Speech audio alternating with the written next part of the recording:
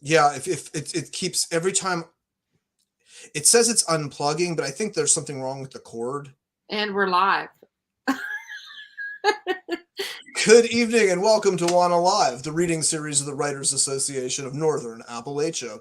I'm your host, Damian Dressick, and this is your other host, Christina Fasonic. How are you, Damien? I am I'm fine, thank you. I'm using I left my laptop in my office, so I'm using a computer and camera that I bought during the pandemic. So it's reassured me several times this evening that it's about 3 years old and was about $10. Oh, so is that why you look like a sportscaster? I'm getting ready for you to call some plays over there. Uh, Off tackle left hike. I don't know. All right, so I'm excited. Tell we have somebody that we have some cool things going on tonight. Yes, absolutely. Tonight we have Sheila Squillante. She is the author of the poetry collections Mostly Human, winner of the 2020 Wicked Woman Book Prize from BrickHouse Books, and Beautiful Nerve, as well as 3 chapbooks of poetry: In This Dream of My Father, Women Who Pawn Their Jewelry, and A Woman Traces the Shoreline. She is also co-author, along with Sandra Faulkner, of the writing craft book, Writing the Personal, Getting Your Stories Onto the Page. Her nonfiction has appeared in the Rumpus, River Teeth, Brevity, Bennington Review, Barrelhouse, and elsewhere. She directs the MFA program in creative writing at Chatham University, where she is executive editor of The Fourth River, a journal of nature and place-based writing. She lives in Pittsburgh, PA, with her family, and she's going to talk to us about her latest book. So let's bring Sheila on. Hi. Hello. Good Hello. evening. Nice to see you too. Thanks for having me. Thanks for making time to do this. You are the first Clash pressmate that we've had on WANA Live that is debuting a book. Yeah, I'm excited. This is my debut collection of creative nonfiction. These are essays, and it's the book is here. I'll show you. The book is All Things Edible, Random and Odd: Essays on Grief, Love, and Food. I love the title. Thank you. It's a great Yeah, title. it's a title. It's the title of one of the essays, and we went around and around and around, to try to find a title for the book, and this is the one that Christoph picked. So he's brilliant. Yeah, I was so excited to see you. I saw you read for the first time. Creative Nonfiction sponsored an event in, I want to say, somewhere in Penn Avenue, and I'd never heard you read before. And I went and I was like, oh wow, you're really a wonderful writer. So it's so nice to have you on this show. Thank you so much. What a nice thing to say. Yeah, I'm excited, and I'm really very grateful to you both, because this is actually the first, I was telling you before, the first official event to support this forthcoming book. So the book comes out on November 28th, and it's available for pre-order now through the Clash Books website. So yeah, I'm going to give you a little taste tonight, an excerpt from one of my favorite essays in the book, actually, which is, and I should say the book is sort of the subtitle tells you what it's about. It's about grief, love, and food. So there's a lot of family in there, a lot of my children in here, my parents, and lots of food. So this essay that I'm going to share tonight kind of touches on all of that. Yeah. Excellent. Well, we can't wait to listen, and we'll be back in just a few minutes. Great. Thank you. Okay. Hi, everybody. Thank you so much for tuning in. Again, this is my forthcoming collection, All Things Edible, Random and Odd: Essays on Grief, Love, and Food. I am going to read from an excerpt from an essay, a longer essay called The Greenland Shark. And I don't think I need to say anything to set this up, because I think the excerpt does that. So I'm just going to jump right in. It's a short excerpt. So this is from a section in the essay called As Food, the Greenland Shark as Food. The flesh of the Greenland shark is toxic because of high concentrations of trimethylamine trimethylamine N oxide, a compound that helps balance the shark's internal salinity and which degrades to become the characteristic stink of old fish, and urea, which is piss. In order to eat it, it must be processed by boiling and then fermenting, traditionally by burying in sand and gravel for several months. The result is the Icelandic delicacy called keister hakarl, or just hakarl, a foodstuff which even those two famous adventurous eater guys on TV couldn't choke down. "Mama, are you going to eat the rotten shark?" my son asked before I left for 10 days in Iceland with my students. And as I said, I hadn't planned on it. More than that, I had convinced myself that opting out would be just fine this time. I could watch my students' faces twist and grimace as they chewed. I could read the words they used to describe it in their journals on the plane ride home. Windex, old cheese, feet. "Mama, have you tried the shark yet?" my son wondered every time I called home from Reykjavik, because he is the child I have most closely shared this part of me, which was also a part of my father, the curious, expansive, adventurous appetite that runs in our family. When he was 2 years old, he ate the raw red onions off of his opa's plate. When he was 3, fried spiced grasshoppers from Oaxaca out of a jar. In a few months, it will be 25 years since my father died. And it has always been that I mark that day with food I can imagine we might have shared. My father, in all of his global travels, never visited Iceland. Hakarl is something I know he never tried, something I know something I know he would have made a point to seek out. I have to eat the shark. I know I do. So on my last day, I wandered the city, passing the souvenir stuffed puffin shops and the window displays filled with scratchy, lovely Icelandic woolens, until I come to a tapas restaurant, which includes it on the menu. The room is long and narrow, with a warm wooden bench that runs the whole length and a wooden bar on the opposite wall. I sit by myself at a table close to the door and look over the menu of stained and stapled pages that list various available bites: salt cod fritters, grilled lamb liver, sweet potatoes, and vanilla yogurt sauce, licorice cheesecake. For 1,600 Icelandic krona, or about $16, you can pick 4 different tapas to start. That seems like plenty for lunch, so I place an order that includes the hakarl, and I add a shot of the caraway liquor called Brevity, or Black Death, that I've been told traditionally accompanies it. I've heard that you're supposed to dip the small pieces of fish into the liquor as a kind of seasoning. I've also heard what I expect is a more likely reason. You drink it down to kill the taste. At the far end of the restaurant, a group of 6 young women, all with long blonde hair, are celebrating a birthday. It's nice to listen to their laughter.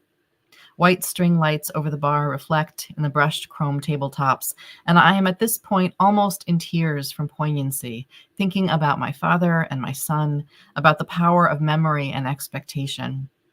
My food arrives quickly and beautifully in 4 mason jars on a wooden tray. I've chosen akras, or salt cod fritters, lobster soup with fresh sourdough bread, and beet hummus the color of crushed blackberries, with celery pesto to buffer the bits of shark. I've been gone for almost 10 days, and it's the first time I've been abroad without my family, the first time I've been anywhere requiring a passport in a decade. My father's job took him all over the world, but he never brought us with him. I always wondered if he missed us when he was gone. I guess I figured he didn't. I miss my family. I feel guilty that I'm here in this astonishing country without them, but I now understand the logistical impossibility of traveling with them too. This makes me feel a little better about feeling left behind as a child. Iceland was a place my father missed in his travels, but here I am these many years after his death, staring down 3 small skewers of pale, innocent-looking cubes of fermented Greenland shark, feeling his presence deeply and absolutely. I raise the toothpick to my mouth, and a jolt of ammonia hits me, clings to the back of my nasal passage. I have 3 elderly cats at home, and this scent is familiar in the worst way. I push past it and take a piece of the fish into my mouth. One of my students recommended chewing it only for a few moments, as opposed to what she did, grinding it down to a paste in her mouth, allowing layers upon layers of funk to permeate and coat her tongue. I take her advice and bite down tentatively, noting the slight resistance. It's not as soft as sushi, not as firm as fully cooked fillets. I wait for the gag reflex I've been assured will come. But apart from a slightly sour, slightly musty taste, nothing much is happening. I sip the Brennivin and tuck into the rest of my meal, pacing myself before I'm ready to take another bite. In the end, I finish all 3 skewers of the shark because why not? It's not delicious, and I don't ever need to eat it again, but it's there and mostly inoffensive, and I hate to waste food. Do I wish it had been, as the most famous adventurous eater on TV called it, quote, the single worst, most disgusting and terrible tasting thing he'd ever ingested? So it would make a more dramatic story. Not especially. It wasn't drama that compelled me into this restaurant, but obligation, which I had now satisfyingly met. Thank you very much.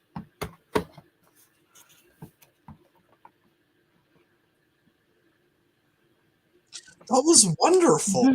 Thank you. I love that. There's a part of me that can't.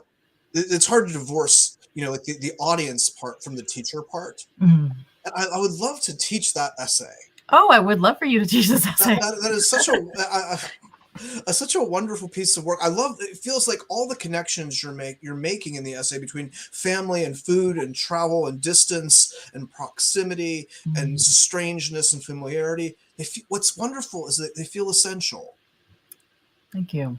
I really, I think it's such a fun essay. Also, I've never heard of Black Death as a beverage. Yeah. No, it's a little intimidating, I'll say. I'll also say that a fun thing to know about this essay is that it is it uses the form of a Wikipedia article. So that was what I used as a kind of form. I love to play with form in nonfiction, maybe even more than I love to play with form in poetry. So this book has a lot of formal play and variation to it. That's very cool. I love that.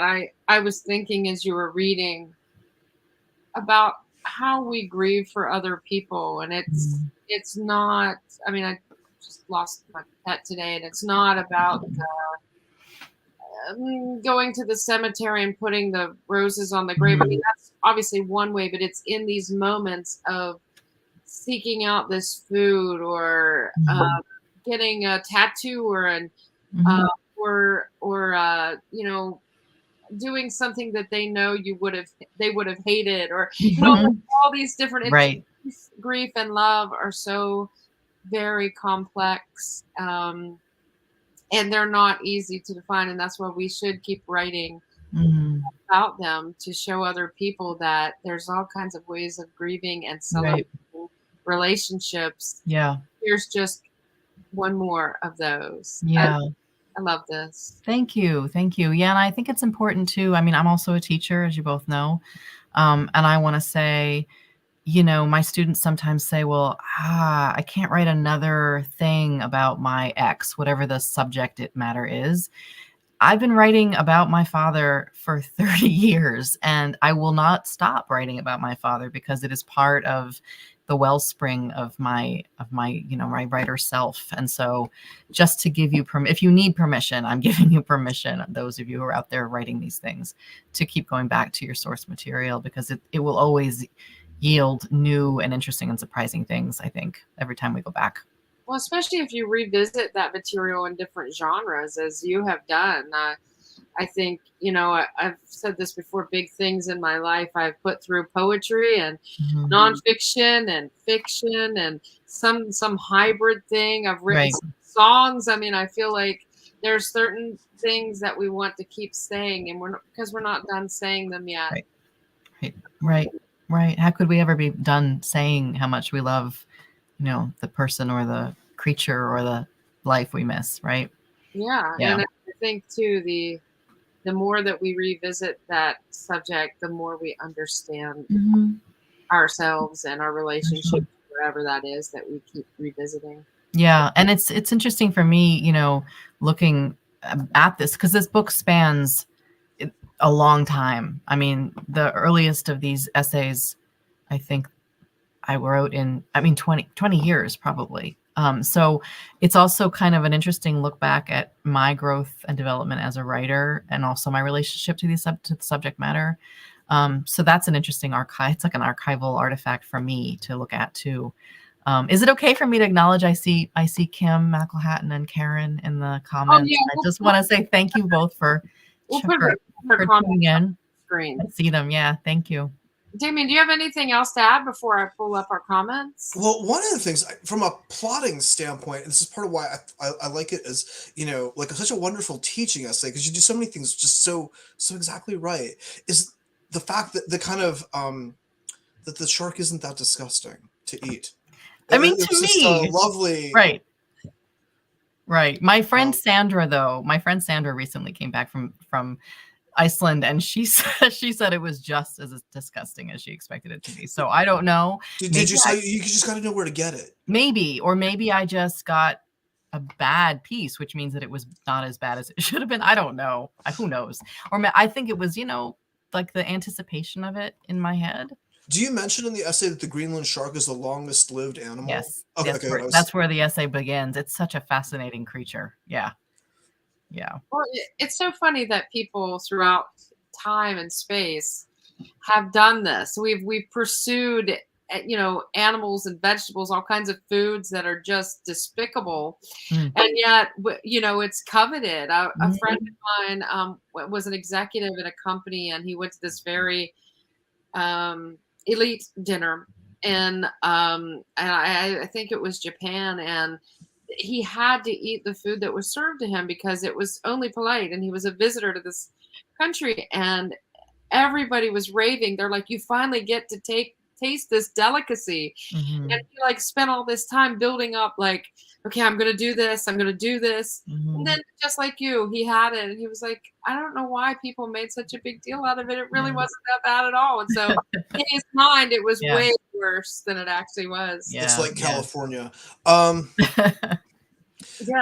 So this book drops, you said, in November. Yeah, November 28th. And can I plug my launch? That's what I was going to ask you to do. If you want to get to the launch, get a copy. Your signing, I take it. Yep, a launch and a signing at White Whale Bookstore in Pittsburgh. Beloved White Whale.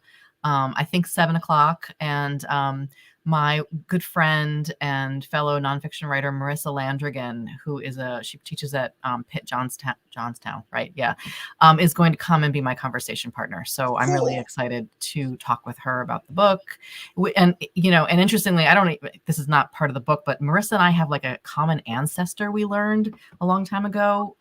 With my last name is not very common at all, and she has someone with my last name in her family tree. So anyway, that's neither here nor there. I'm just excited to talk to her.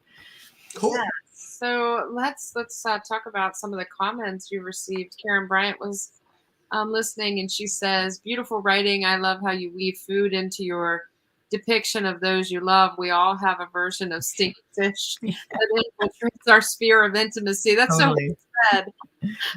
Yeah, totally. I love that version of stinky fish. Yep. Infiltrate is a good word. That'd be a good blurb, right? Yeah, right.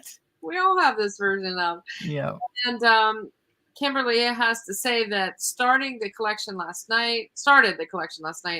It was lovely to hold the essays that I've already listened to in my hands and get to savor them word by word. So glad this collection is in the world, friend and mentor. Thank you, Kim. Cool. I was very, very fortunate. My first year teaching at Chatham University, I got to teach Kim, and it was a wonderful pleasure and privilege. And it's so great to see all the things you're doing in the world to help writers, to support writers, Kim. I'm really proud of you, if I can say that without sounding patronizing and weird. I don't know. You can say that. That's always good. And, because that's one of the things that we are so happy to do is to not only promote the people who come on our show, but all the people that are supportive of those people in our writing community. Yeah. Thank you so much for sharing this book with us. And we hope that everybody will go out and pre-order a copy of it through Clash Books. Yep. And the launch event is when at the White Whale? November 28th. It's a Tuesday night, which I know is a little you know, hard for people, but that's when it'll be. All right. Yeah, thank you so much, and I would love to see everybody out on the. I think they're also going to live cast it from White Whale. I'm not sure, and I hope to get to do some other readings locally in the next, you know, couple months. So super cool. Thanks so much for making time to visit us and making us your first stop on the promotional tour for this wonderful book. Thank you again both so much for the support you've given this book and also supporting my other work. It's really lovely to be part of this community. Thank you. All right. Thanks everybody for tuning in. We'll see you all next week. Good night, everyone.